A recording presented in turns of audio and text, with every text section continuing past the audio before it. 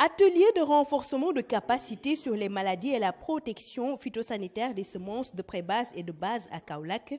Le besoin avait été exprimé par les acteurs.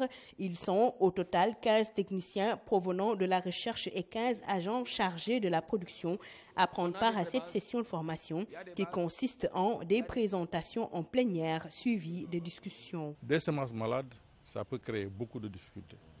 Nous avons vu dans certaines cultures, certains paysans le savent. Parfois, ils viennent vous dire « Ah, j'ai semé, mais ça n'a pas germé ». Immédiatement, les gens disent « Ah, la semence n'a pas de qualité ». Parfois, c'est une maladie que la semence a ramassée.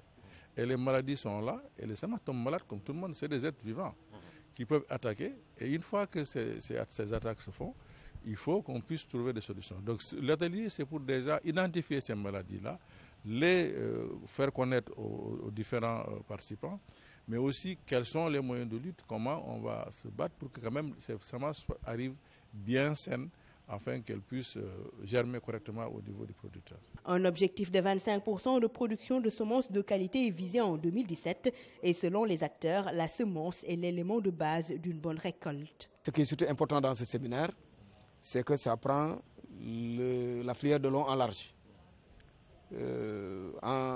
Prenant départ sur l'origine, à savoir la recherche. Donc, c'est des techniciens de l'unité de semences de l'ISRA qui sont là en nombre et venant de toutes les stations du pays. Ils ont évité les producteurs, naturellement, parce que, à beau dire, c'est eux qui multiplient la semence. Si on a des semences de qualité, on a une bonne production et nous avons des objectifs qu'on a fixés ici l'horizon 2017. Sur l'arachide, 1 million de tonnes, sur le riz, 1 600 000 tonnes.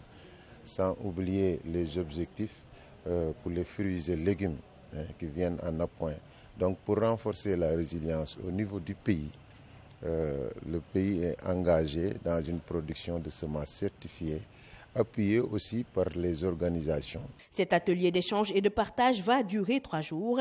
Il est initié par le programme semencier Ouest Africa qui contribue ainsi à l'amélioration de la production agricole. Le projet intervient dans 7 pays de la sous-région. L'option d'une alliance semencière régionale est prônée car elle présente l'avantage de partage d'expériences et de synergie des actions au sein de la sous-région.